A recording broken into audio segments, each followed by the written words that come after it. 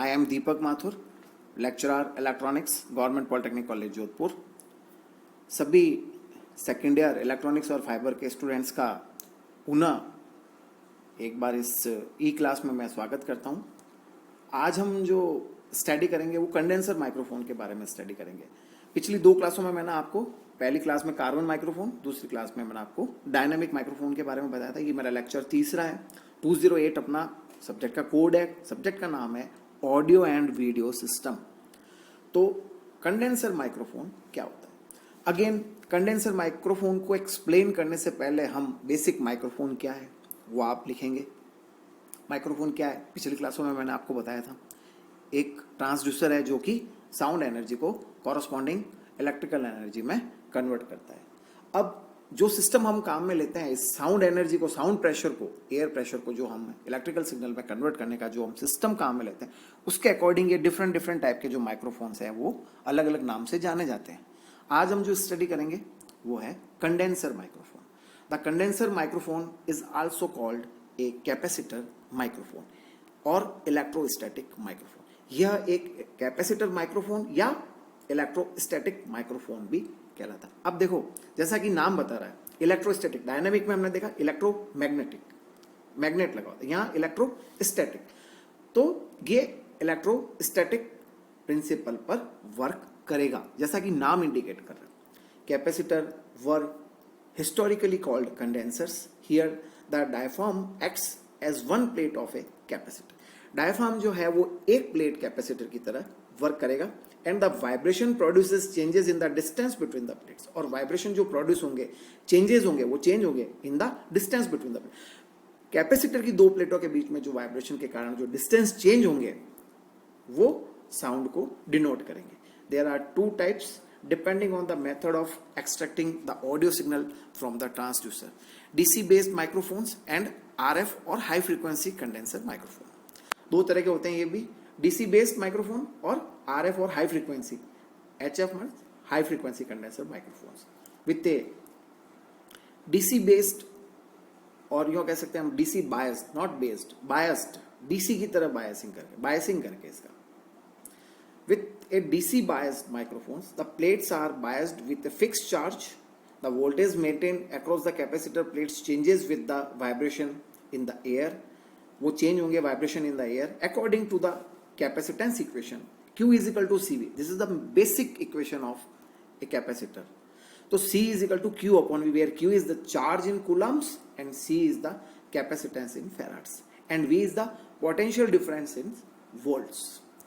The capacitance of the plate is inversely proportional to the distance between them for a parallel plate capacitor. The assembly of fixed and movable plate is called an element or capsule. एक fix plate और movable plate की जो assembly है वो एक element कहलाता है और कैप्सूल कहलाता है। यानी according to capacitor equation Q is equal to CV से C is equal to Q upon V, this basic principle पर ये कंडेंसर माइक्रोफोन या जिसको हम कैपेसिटर माइक्रोफोन या इलेक्ट्रोस्टैटिक माइक्रोफोन कहते हैं, ये वर्क करता है। Condenser microphones are most commonly found in studio में ज्यादातर ये काम में लिए जाते हैं। They capture a larger frequency range and have a good transient response. इनकी जो frequency range है वो बहुत ज़्यादा होती है और good transient response होता है, which is the ability to reproduce the speed of an instrument or voice. तो हमारी जो reproduce, जो हमारी जो speed है जो receive करने की, वो बहुत ज़्यादा इसमें दूसरे जो माइक्रोफोन से उनसे comparatively अच्छी होती है। They also generally have a louder output but are much more sensitive to the loud sounds. ये loud sounds के लिए बहुत sensitive है, लेकिन generally have a louder output, लेकिन इनकी जो आवाज है वो louder output है। The term condenser is actually obsolete but has stuck as the name for this type of microphone, which uses a capacitor to convert acoustical energy into electrical energy. वही acoustical energy है वो उसको corresponding electrical energy में convert करता है condenser microphone. Condenser microphones requires power from A battery और external source. एक power चाहिए इनको बैटरी या एक्सटर्नल सोर्स से। The resulting audio signal is stronger than that from A dynamic. इसका जो ऑडियो सिग्नल जो रिजल्टिंग है वो डायनेमिक, जो हमने सेकेंड क्लास में पढ़ा था, पिछली क्लास में पढ़ा था, उससे बेटर है, उससे ज़्यादा है, स्ट्रांग है। ये इसका आप देखें शेप इस तरह से जनरली ये दिखता है। The condenser microphones operates on an electrostatic principle using charge metal plates to help generate sounds. Basic principle आप ये डायग्राम बना सकते हैं, इलेक्ट्रोस्टैटिक प्रिंसिपल पर ये वर्क करता है वो आप लिख सकते हैं।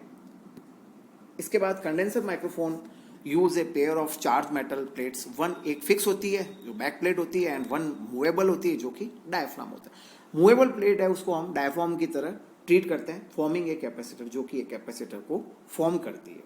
When A sound wave hits the diaphragm, जब एक साउंड वेव डायफ्राम को हिट करती है, the distance between the two plates changes, तो दोनों प्लेट्स के बीच में जो चेंज, क्योंकि एक मूवेबल है एक फिक्स है, तो जो दोनों के बीच में जो डिस्टेंस है वो चेंज होगा, which produces A change in an electrical characteristics called capacitance.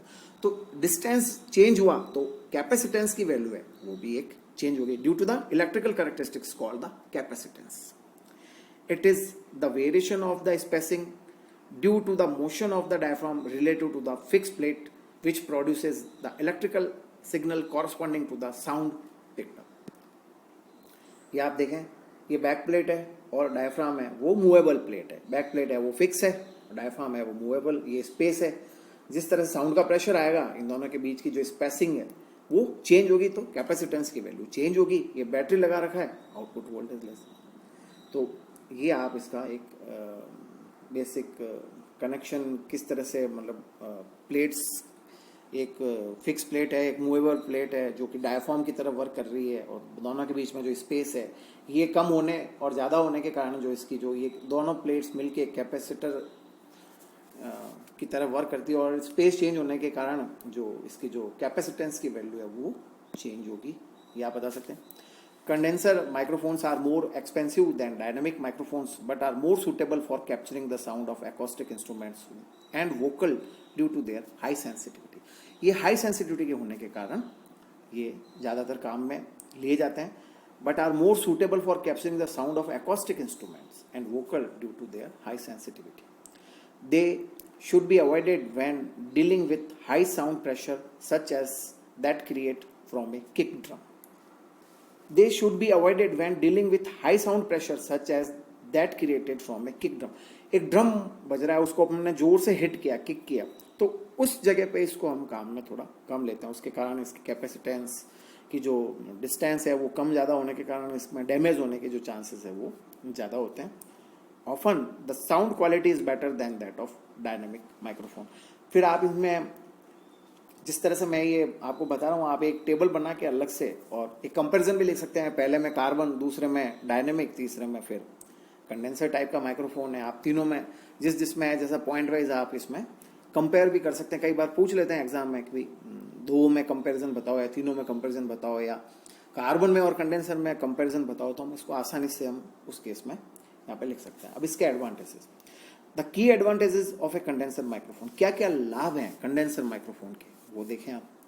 The diaphragm assembly is light compare to that of dynamic microphone. इसकी जो डायफ्राम की जो असेंबली है लाइट है, क्योंकि एक क्या है कैपेसिटर की तरह ही तो वर्क कर रहा है, एक प्लेट है वो फिक्स है, दूसरी है वो मूवेबल है। Hence it is more efficient at moving and is capable of capturing a range of high frequency. ये हाई फ्रिक्वेंसी रेंज को कैप्चर कर लेता है, इसके कारण ये थोड़ा डायनेमिक से ज़्यादा सुटेबल है। easy to obtain a flat frequency response and extended frequency range। Again इसका जो फ्रीक्वेंसी रेस्पॉन्स है वो फ्लैट है हाई फ्रीक्वेंसी के लिए, एक्सटेंडेड फ्रीक्वेंसी रेंजेस ज़्यादा फ्रीक्वेंसी रेंज के लिए भी हम इसको एक्सटेंड कर सकते हैं। Condenser microphones can be small in design, और इसकी डिज़ाइन है वो बहुत ही स्मॉल है, छोटी है कंपेयर टू जो अभी तक हमने पढ़े डायनेमिक और कार्बन। तो हम ज़्यादातर जो कंडेंसर माइक्रोफोन है जहाँ पे फ्रीक्वेंसी की value high frequency extended range चाहिए हमें, जहाँ पे फ्लैट फ्रीक्वेंसी रेस्पॉन्स हमको प्राप्त करने की आवश्यकता होती है, ताकि जो रिसीव्ड साउंड है हमको जो मिले वो उसमें कोई डिस्टर्बेंस नहीं और बिल्कुल क्लियर साउंड मिले वो, तो हम उस केस में फिर कंडेंसर माइक्रोफोन को काम में लेते हैं। डिसएडवांटेज इसका यही है कि disadvantage of a condenser microphone क्या है, there is a limit to the maximum signal level and the electronics can handle. एक लिमिट है इसकी मैक्सिमम सिग्नल लेवल तक। They are more complex than dynamic microphones and tend to be more adversely affect the extremes of temperature and humidity। Temperature और humidity के कारण ये बहुत ज़्यादा इनके कारण सेंसिटिव होने के कारण इनके जो खराब होने के जो चांसेस हैं वो ज़्यादा रहते हैं. Cheaper models can produce a small amount of noise from the electronics. अगर आप सस्ता मॉडल लेंगे इसमें then produce a small amount of noise from the तो इसमें जो आउटपुट में जो साउंड जो मिल रही है हमें उसमें नॉइज़ का जो है इन्वॉल्वमेंट होना, तो साउंड की क्वालिटी भी हमको सस्ते जो कंडेंसर माइक्रोफोन्स है उनमें इतनी आसानी से साफ सुनाई नहीं देगा. तो ये कुछ इसके डिसएडवांटेजेस भी हैं, कुछ एडवांटेजेस भी हैं. इन सबको आप स्टडी करें, नोट्स बनाएं. Thank you.